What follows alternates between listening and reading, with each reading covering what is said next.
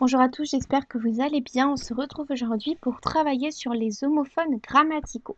Donc on va voir ensemble dans quelle matière va-t-on travailler, qu'est-ce qu'on va apprendre lors de cette séance et pourquoi est-ce que cela nous sera utile par la suite. Alors c'est bien sûr une séance d'orthographe et nous allons apprendre à orthographier les homophones grammaticaux. Déjà on va voir ce que sont des homophones et on va apprendre à choisir la bonne forme en fonction des phrases. C'est important de savoir correctement orthographier les homophones pour éviter de faire des erreurs dans nos productions d'écrit. Et puis, ce sont des petits mots qui sont très fréquents et qu'on utilise énormément. Donc, avant de voir les homophones grammaticaux, on va se demander c'est quoi un homophone. Un homophone, c'est lorsqu'il y a deux mots qui se prononcent de la même façon, deux mots ou plus, parfois il y en a plus, mais qui ne s'écrivent pas pareil. Par exemple,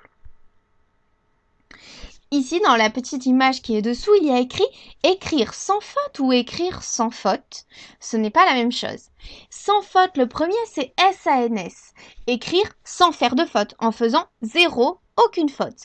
Mais dessous, il y a écrit « écrire sans faute ». Et cette fois-ci, le 100, c'est C-E-N-T et c'est le nombre 100. Alors, écrire zéro faute et écrire sans faute, le nombre 100, ce n'est pas la même chose. Mais voici deux mots qui se prononcent exactement pareil, mais qui ne s'écrivent pas pareil et qui ne veulent pas dire la même chose. Voici un exemple d'homophone. Ou par exemple, vert, V-E-R qui est le ver de terre, ou le ver l'animal, et V-E-R-T, la couleur verte, ou encore V-E-2-R-E qui est le verre dans lequel on boit. Voici trois mots qui sont homophones.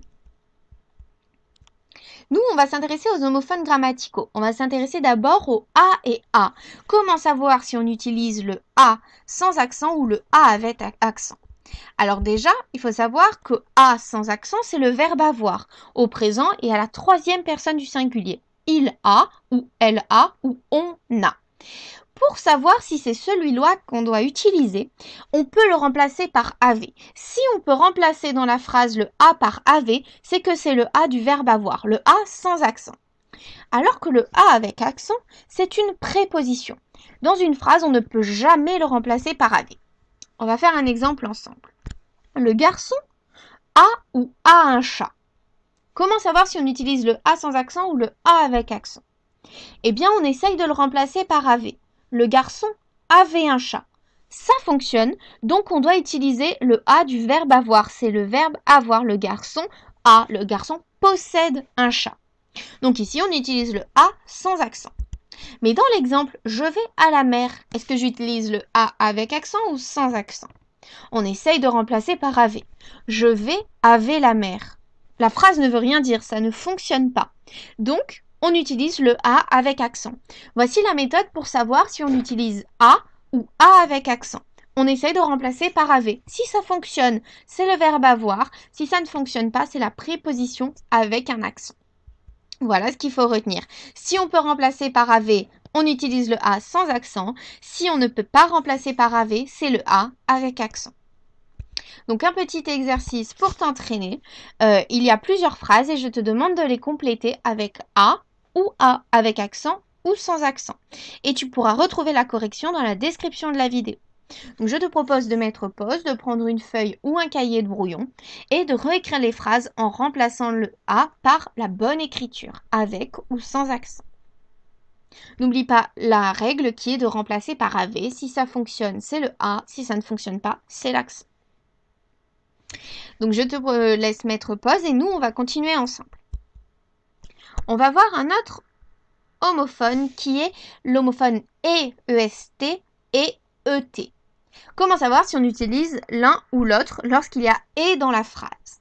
Alors, le EEST, c'est le verbe être, aussi au présent et à la troisième personne du singulier. Il est, elle est, on est. Celui-là, pour savoir si c'est EST qu'on utilise dans la phrase, on peut le remplacer par été. Pour le A, c'était le verbe avoir, donc avait.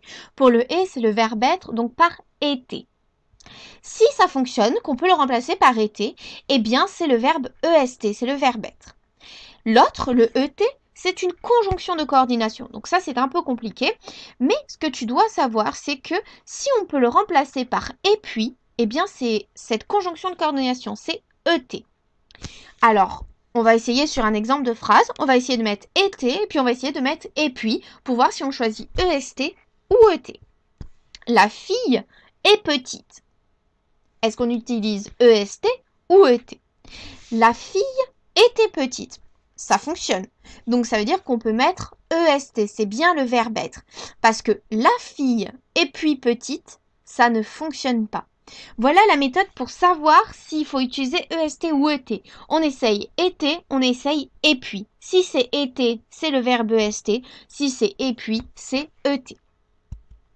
Par exemple, au marché, j'ai acheté des pommes et des carottes. Est-ce que c'est EST ou ET? Au marché, j'ai acheté des pommes et des carottes. Ça ne marche pas. Mais si je dis au marché, j'ai acheté des pommes et puis des carottes, ça fonctionne. C'est donc bien le ET qu'on doit utiliser. Je les ai mis en rouge pour que tu vois bien donc la correction de ces deux phrases.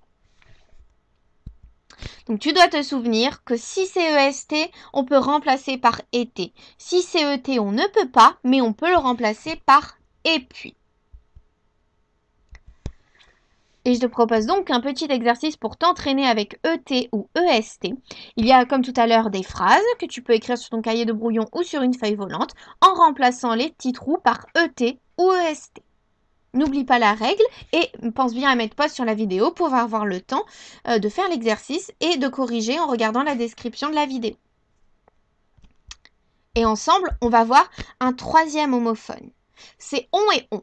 Est-ce qu'on utilise ONT ou ON? Comment savoir? Déjà, il ne faut pas les confondre puisque ONT, c'est le verbe avoir, mais cette fois-ci à la troisième personne du pluriel. Ils ont, elles ont. ONT. Pour savoir si on utilise celui-là dans la phrase ou si on utilise ON, pour ENT, ça peut être remplacé par AV. Comme tout à l'heure d'ailleurs pour l'homophone juste avant, sauf que là c'est à la troisième personne du pluriel, donc on a mis un ENT. Pour le on, celui-là c'est le pronom personnel. Je, tu, il, elle, on, nous, vous, ils, elles. C'est le pronom personnel. Et celui-là, tout simplement, il peut se remplacer par il. Donc c'est à nouveau une nouvelle règle, c'est un petit peu compliqué, mais il faut que tu connaisses ces trois règles par cœur. On va faire un exemple ensemble. Les enfants ont mangé des crêpes. Comment savoir si on utilise ONT ou ON? On essaye de remplacer par avaient et par il. Les enfants avaient mangé des crêpes. Ça fonctionne. Donc, on doit mettre ONT puisque c'est le verbe avoir. On aurait pu essayer de tester avec le deuxième. Les enfants, ils mangeaient des crêpes. Ça ne marche pas. Il manque quelque chose dans la phrase. Donc, c'est bien le ONT qu'on doit choisir. Et pour cet exemple, on va à la plage. ONT ou ON? Essayons de remplacer par AV. AV va à la plage. Ça ne marche pas. Il va à la plage. Cette fois-ci, ça fonctionne. Donc, on sait bien le ON. Il faut que tu te souviennes que pour savoir si on utilise ONT ou ON, on remplace par AV. Si ça fonctionne, c'est ONT. On remplace par il. Si ça fonctionne, c'est ON. Je te propose donc un exercice pour travailler sur le on et le on-ONT. Comme les exercices précédents, il te suffit de recopier les phrases en remplaçant par le bon on. Et tu peux retrouver la correction dans la description de la vidéo. N'hésite pas à mettre pause et nous allons voir ensemble le dernier homophone grammatical, qui est le son et le son. SONT ou SON. Comment savoir? Alors déjà, il faut savoir que SONT, c'est le verbe être au présent et à la troisième personne du pluriel. Elles sont ou ils sont. Celui-là, pour savoir si c'est bien lui qu'il faut utiliser, on peut le remplacer par été. Donc le verbe être, mais cette fois-ci à l'imparfait. Tandis que le son SON, c'est un déterminant possessif. Son chat, son arbre, son chien, etc. Et on peut le remplacer celui-là par C. SES, ses chiens, ses arbres. On va voir deux exemples de phrases. Ils sont très gentils. Comment savoir si on utilise le verbe être SONT ou le déterminant SON? On essaye de remplacer par été ou par C. Ils étaient très gentils. Ça fonctionne, c'est donc SONT qu'on doit utiliser. Une autre phrase, le garçon a mangé son goûter. On essaie de remplacer par été. Le garçon a mangé été goûter. Ça ne fonctionne pas. Ce n'est donc pas le SONT. Mais on peut essayer quand même de remplacer par C. Le garçon a mangé ses goûters. Oui, c'est bon. C'est donc le SON qu'on doit utiliser. Tu dois donc te souvenir que pour SONT, on peut le remplacer par ET. Et SON, ET, ça ne fonctionne pas, on peut le remplacer par SES. Voici les 4 règles que tu dois connaître par cœur pour écrire A, on, et son. On va finir cette vidéo avec un petit exercice, le son et le son. Comme tout à l'heure, tu mets pause et puis tu travailles sur ton cahier de brouillon et tu pourras vérifier la correction dans la description de la vidéo. Il suffit de choisir parmi le son SON ou le son SONT.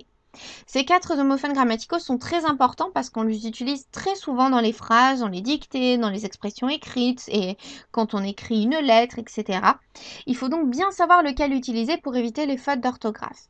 Ici, les 4 règles, tu dois les connaître par cœur pour toujours penser à les remplacer dans tes phrases pour trouver le bon homophone grammatical. Voilà, n'hésite pas à revoir cette vidéo plusieurs fois et à bien écrire les règles sur une petite leçon pour bien t'en souvenir. Bon courage!